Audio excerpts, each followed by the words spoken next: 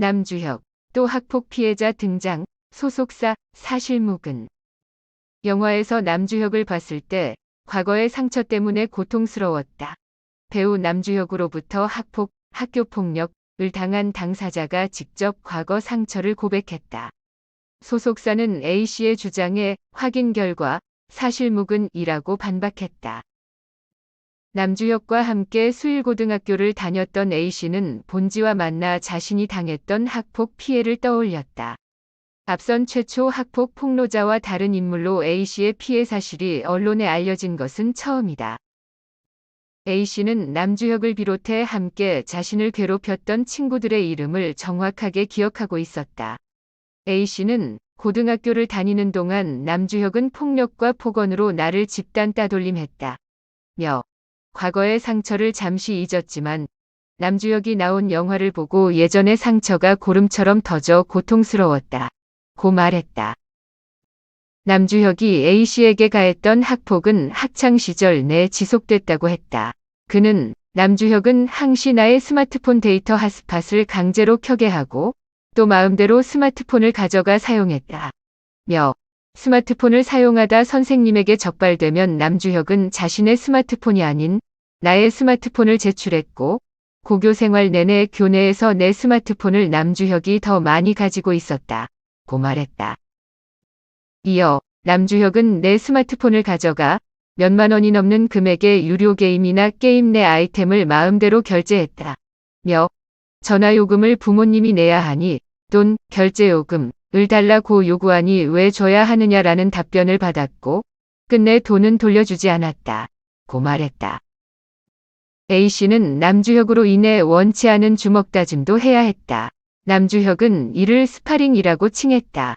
A씨는 남주혁의 부탁을 거부하거나 그 무리에 마음에 들지 않으면 나의 싸움 상대를 지정해 스파링을 시켰다.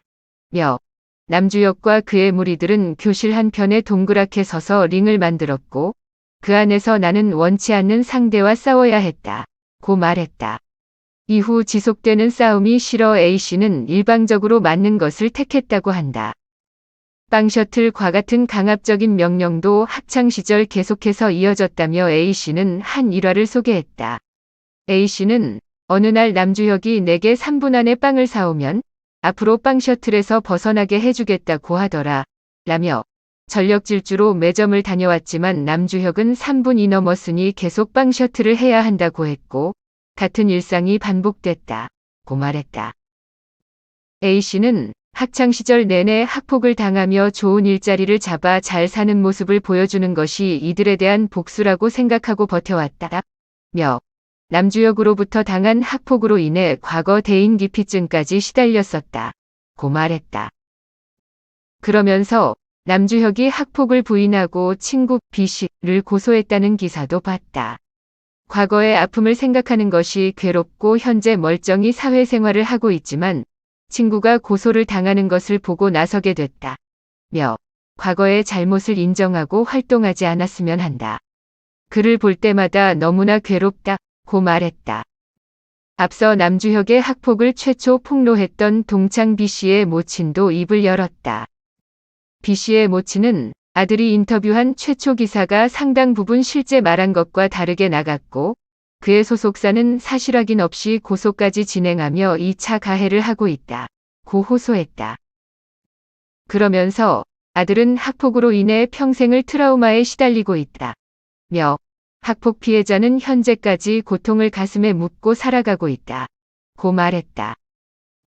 학폭 예방단체인 푸른나무재단, 청해단 관계자는 현재 교육계 현장에서도 가해 학생이 피해 학생을 일단 학폭위에 신고, 쌍방신고하는 경우가 흔히 일어나고 있다. 며 피해 학생 입장에서 가해 학생이 반성을 하지 않는 것을 인지함은 물론 그의 가족들까지도 심각한 2차 가해 피해를 입히는 행위라고 지적했다. 남주혁 소속사 매니지먼트 숲 관계자는 제보자 측 주장에 대해 확인했고 주장 내용 모두 사실무근이라며 사실무근이라는 회사와 배우의 입장이 기사에 실린다고 하더라도 결국 기사로 인해 피해를 입는 것은 배우와 배우 가족임을 헤아려 주시길 간곡히 부탁드린다.